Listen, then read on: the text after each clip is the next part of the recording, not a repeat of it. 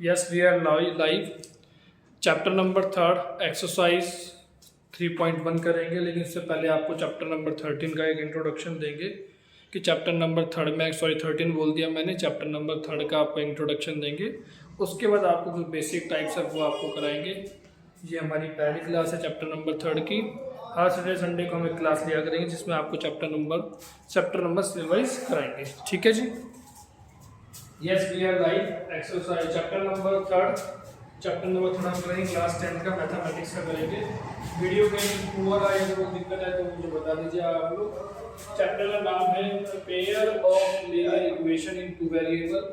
दो वेरिएबल्स की इक्वेशन होगी जिसको हम सॉल्व करेंगे यहाँ पे। जैसे कि वेरिएबल्स का मतलब हमारे पास होता है, वेरिएबल का मतलब होता है ऐसे नंबर जो ए टू लेकर जेड तक जो कांस्टेंट क्या हो, कांस्टेंट हो, जिसको आप स्थिर बोल सकते हैं। क्या बोल सकते हैं? स्थिर। इसके आगे कोई वैल्यू लगता है, इसका डिजिट बदल जाती है तो आप इनको बोलेंगे कांस्टेंट नंबर यानी स्थिर नंबर होंगे हमारे लिए।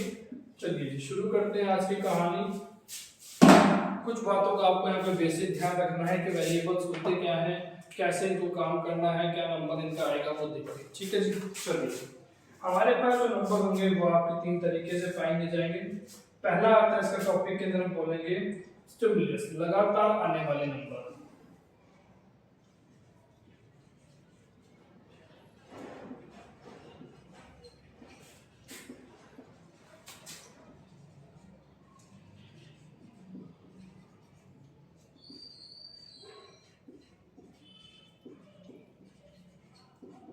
आपको बहुत सारे केसेस दे जाएंगे क्लास में, गर्ल्स हैं, बॉयज हैं, एक्स वाई की वैल्यू निकालनी पड़ेगी, फाइंड आउट करनी पड़ेगी।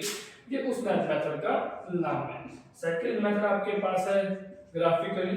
आपको ग्राफिकली डाटा को रिप्रेजेंट करना पड़ेगा कि ग्राफिकली की रिप्रेजेंट करनी पड़ेगी ऑफ लीनियर इक्वेशंस। कि लीनियर ग्राफ के पेपर के आपको ग्राफ पेपर आपको बनाना पड़ेगा लीनियर इक्वेशन कहां पे, लीनियर इक्वेशंस। ठीक है जी। कोई दिक्कत परेशानी अभी तक नहीं आनी चाहिए। इसमें हम तीन मेथड्स को पढ़ेंगे। फर्स्ट मेथड हमारा होगा जिसको हम कहेंगे सब्स्टिट्यूशन मेथड।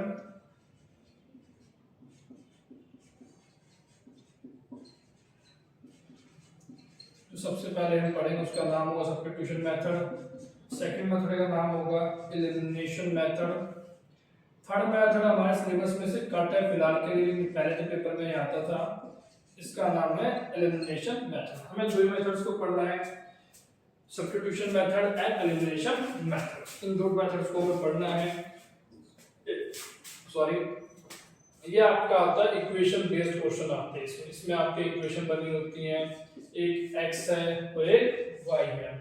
तो ग्राफिकली का मतलब होता है आपको ग्राफ पेपर पर इक्वेशन को शो करना पड़ता है कि कौन सी इक्वेशन कहां पर कट हो रही है।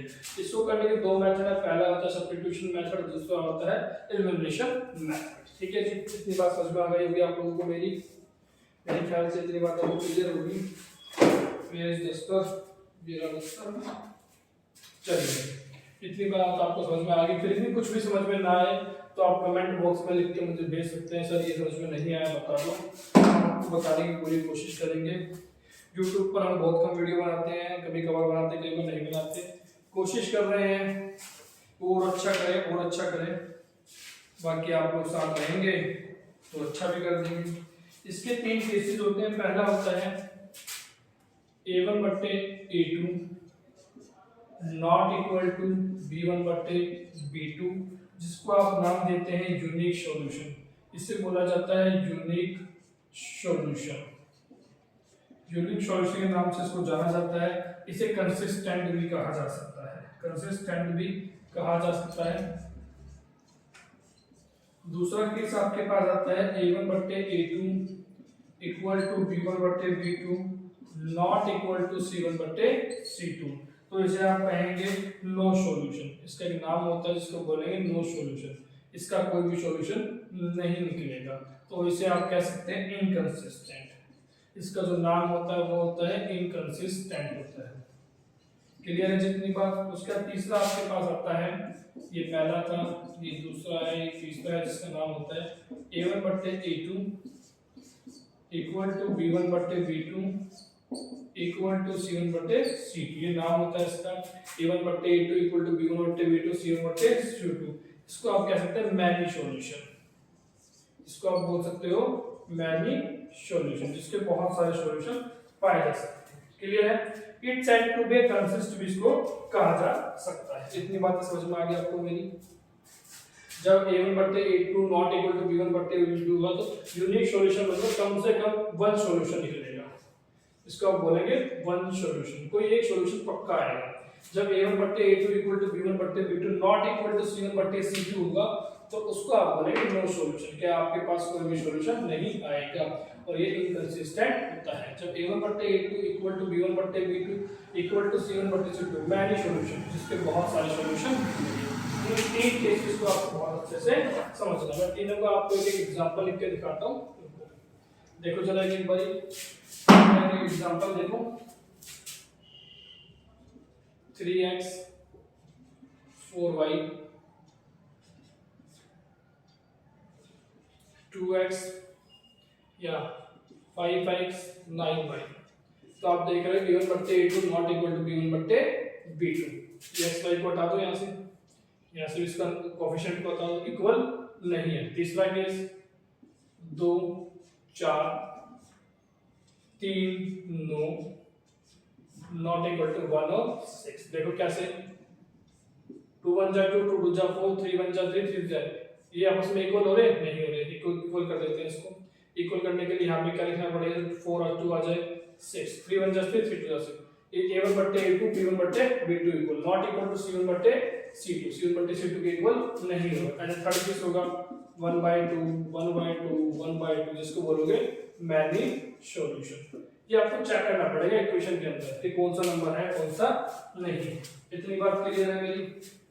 और इतनी बात समझ में आ रही है तो आगे बढ़ने की आज्ञा कीजिए। आगे बढ़ते हैं, आगे देखते हैं क्या काम है हमारे पास। ठीक है, तो मैं इधर आओ जरा, खत्म हो गई इसकी। टाइप 1 करेंगे जिसमें आपको ग्राफ पर लीनियर इक्वेशन को शो करना पड़ेगा। लीनियर इक्वेशन को शो करके दिखाना पड़ेगा आपको ग्राफ पेपर पर कि लीनियर इक्वेशन पे बन रहा है या नहीं बन रहा है। अच्छा, एक चीज और बताएंगे कि आपको मेरी वॉइस क्लियर आ रही है नहीं आ रही है। ठीक है जी, एक चीज और बता देंगे मुझे कि आपको मेरी वॉइस क्लियर है या नहीं है। अगर आप लोगों को मेरी वॉइस क्लियर है तो अच्छी बात है। देखो आपके कमेंट्स हमारे लिए बहुत ज़्यादा फीडबैक वाला काम करेंगे। आप अपने जो भी कमेंट्स हो वो इसमें लिख दीजिएगा। पॉजिटिव प्लीज पॉजिटिव लिखना, नेगेटिविटी मत फैलाना, नेगेटिव वो मत देना सर। हाँ, जो कमियां हो वो बता दीजिएगा, सर ये कमी है आपने ऐसा कर दीजिए ऐसे कर दीजिए, तो उसको करने की हम कोशिश कर सकते हैं। कि यूट्यूब पर अभी हम नए नए आए हैं, हमें थोड़ा कम ज्ञान है किसको चलाते हैं, कैसे यूज कैसे करते हैं। ठीक है जी, बाकी तो और आप हैं कर ही रहे हैं काम। चलिए, पहला क्वेश्चन लिखा हुआ है टाइप 1। हम टाइप 1 करेंगे जिसका नाम होगा टाइप 1। हम एक्सरसाइज वाइज नहीं करेंगे, टाइप 1 करेंगे जिसका नाम होगा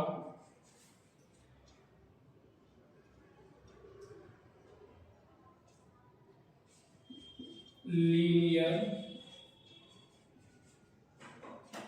इक्वेशंस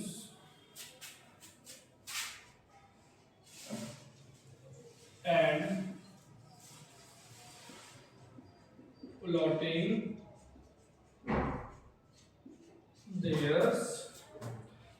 देयर ग्राफ। कि ग्राफ पेपर पर आपको किस तरीके से लीनियर इक्वेशंस को पुट करना। एक्सरसाइज करेंगे अब 3.1 पहला क्वेश्चन। कुछ शब्दों को पहले समझ लेंगे। देखो एगो लिखा हूं, बिफोर लिखा हूं, एगो लिखा हूं, बिफोर लिखा हूं, तो आप क्या लगाएंगे, माइनस के साइन का सिंबल का यूज करेंगे। आफ्टर लिखा हो, लेटर लिखा हो, नाउ लिखा हो, तो आप यूज करेंगे प्लस का साइन। और एक बात और समझेंगे कि बेटे और बाप में पिताजी बड़े होंगे और बेटी और माता जी में माता बड़ी होगी। इस चीज का ध्यान रखेंगे, हमेशा पापा ही बड़े होंगे। ठीक है जी। चलो पहला क्वेश्चन लिखा हुआ है, Altaf tell his daughter. Altaf अपनी डॉटर को कहता है 7 years ago, 7 साल पहले, I was 7 times as old as you were then, मैं 7 साल पहले तुम्हारी एज का 7 गुना था। Also 3 साल बाद, 3 years from now, आज से 3 साल बाद, I shall be, मैं तुम्हारी एज का 3 times हो जाऊँ, as old you हो, तो तुम्हारी एज से 3 गुना हो जाऊंगा। तो सबसे पहले आप क्या करेंगे, एक सिंपल सी स्टेटमेंट बनाएंगे। पेपर सीबीएसई में आपको स्टेटमेंट बेस्ड मिलना है, आपको एक चीज का स्टेप के ऊपर लिखने हैं, स्टेप को लिखना पड़ेगा। Let the present age of father, father की प्रेजेंट एज को आपने क्या मान लिया, x years। ऐसे आपने let the present age of daughter, उसकी डॉटर की बात हुई थी, आपने डॉटर की एज को मान लिया y years। अच्छा एक बात तो समझो, आपको पता कैसे चलेगा कि लीनियर इक्वेशन का क्वेश्चन है, इसके अंदर हमेशा तो डिफरेंट नाउन होंगे, डिफरेंट चीजें होंगी, father daughter, mother sister, boy girl, Apple orange, ऐसे कर सकते हो। पहला केस कहता है वो 7 years ago, 7 years ago, एगो का है, सर ने एगो बताया तो क्या होगा माइनस 7 साल पहले, तो ये फादर है और ये क्या है डॉटर है, क्या है डॉटर है। फादर 7 साल पहले x - 7, daughter y - 7। I was 7 times as old as you, तुम्हारी एज का मैं 7 टाइम्स हो जाता हूँ। 7 टाइम्स का मतलब क्या होता है मल्टीप्लाई, देखो जी टाइम्स का मतलब क्या होगा मल्टीप्लाई, मोर देन का मतलब होगा प्लस, लेस देन का मतलब होगा माइनस, डिफरेंस का मतलब होगा माइनस। ये कुछ वर्ड्स हैं, टर्मिनोलॉजी है मैथमेटिक्स की, जिसको आपको पता लगे सॉल्व कर देंगे। उसने कहा ऐसा होगा, चलो जी x - 7, 7y - 49, ठीक है जी। x वाले एक साथ, बिना x वाले एक साथ और y वाले एक साथ, ये प्लस का जगह क्या हो जाएगा माइनस का, ये माइनस का बदल किसका हो जाएगा प्लस का, x - 7y - 42, इक्वेशन फर्स्ट।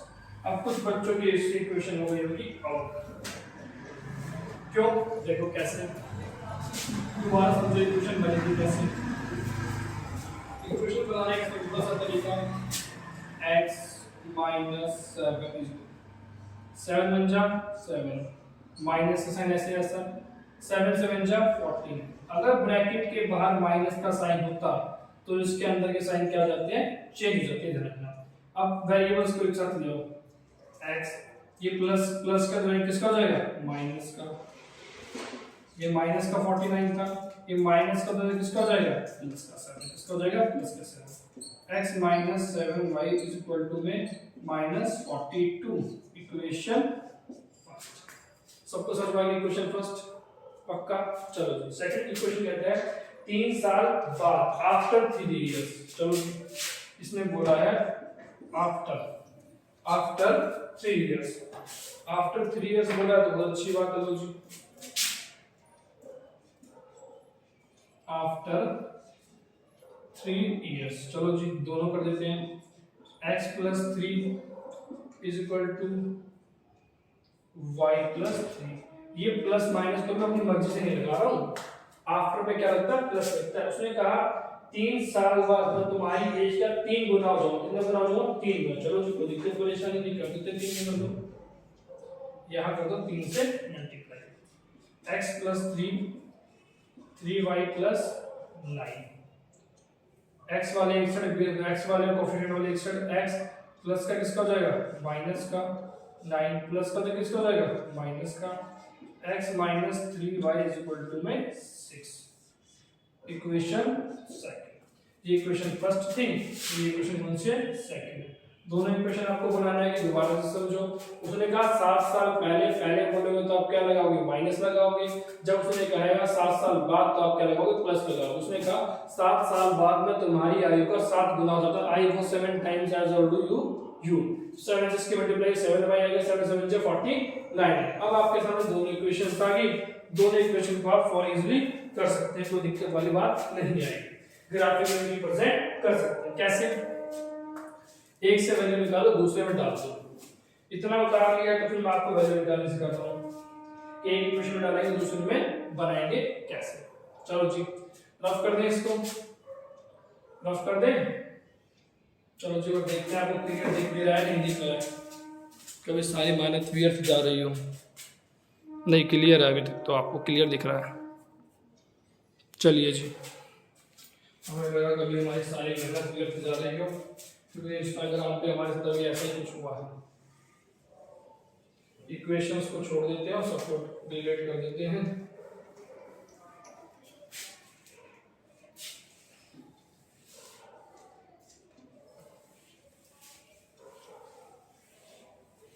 चलिए जी, क्या क्या लिखा हुआ कहानी देखी चला एक बारी। हमारे पास दो इक्वेशन थी। पहली इक्वेशन क्या थी मेरी, x minus 7y is equal to minus 42, x minus 3y is equal to 6। हमारे पास ये दो इक्वेशन थी इस तरीके से। चलो जी, ये इक्वेशन फर्स्ट थी, ये इक्वेशन सेकंड थी। दो इक्वेशन थी, किसी भी एक इक्वेशन का आप सॉल्व कर लीजिए कोएफिशिएंट निकालने के लिए। चलो जी दोनों से कर लेते हैं, कौन सी बड़ी बात है। हमने इक्वेशन फर्स्ट को लिया, x minus 7y is equal to minus 42। इस साइड लिया हमने x minus 3y is equal to 6। x वो माइनस का है, उधर किसकी y एक्स की वैल्यू निकाल लीजिए। ये माइनस का उधर किसका हो जाएगा, प्लस का 7। कोई दिक्कत परेशानी, कोई दिक्कत परेशानी। ये माइनस का तो मतलब किसका हो गया, प्लस का। अब आप बना लेंगे ग्राफ, क्या बना लेंगे, ग्राफ। 2 यूनिट निकालेंगे, ज्यादा निकालने की जरूरत नहीं है। यहाँ पे लिखेंगे x, यहाँ पे लिखेंगे y। अगर मैं x y की जगह रखूं 0 तो x कितना आता है 42। कोई दिक्कत परेशानी। अगर मैं x y की जगह 1 रखूं तो y x कितना आता है, नहीं गलती हो गई, क्योंकि माइनस sin x का साइन आएगा माइनस का, sin x का माइनस का। ठीक है भाई, ये माइनस साइन हमने देखा नहीं था आगे। अगर 7 की जगह रखूं 1, 7 7 से 1 प्लस माइनस माइनस, माइनस से कितना आएगा 42 में से 7 घटाओ, 42 में से 7 के कितने बचे यार, 7 4 7 बचे 35, माइनस का 35। दो वैल्यू निकल गई। अब आप इसका ग्राफ इजीली बना सकते हो।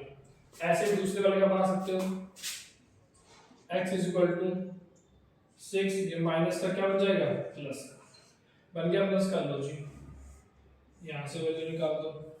यहाँ से भी आप ऐसे करके वैल्यू निकाल सकते हैं। यहाँ पे x लिख सकते हो, यहाँ पे y की जगह 0 रखूंगा तो x कितना आएगा 6 आएगा। y की जगह 2 रखूंगा तो x कितना आएगा 0 आएगा। बन गया। कोई दिक्कत परेशानी, कोई दिक्कत परेशानी है तो बताइए इसके अंदर आपको है कोई दिक्कत परेशानी। यहाँ से आपकी x की वैल्यू निकल गई। क्लियर है, ऐसे आपको ग्राफ को इसमें आप रिप्रेजेंट कर सकते हैं। ठीक है, जब आप ग्राफ को बनाएगा कभी कभार नंबर आप ऐसे दे दो आसान हो, मल्टीप्लिकेशन इजी हो, जिससे ग्राफ इजीली बन सकता है।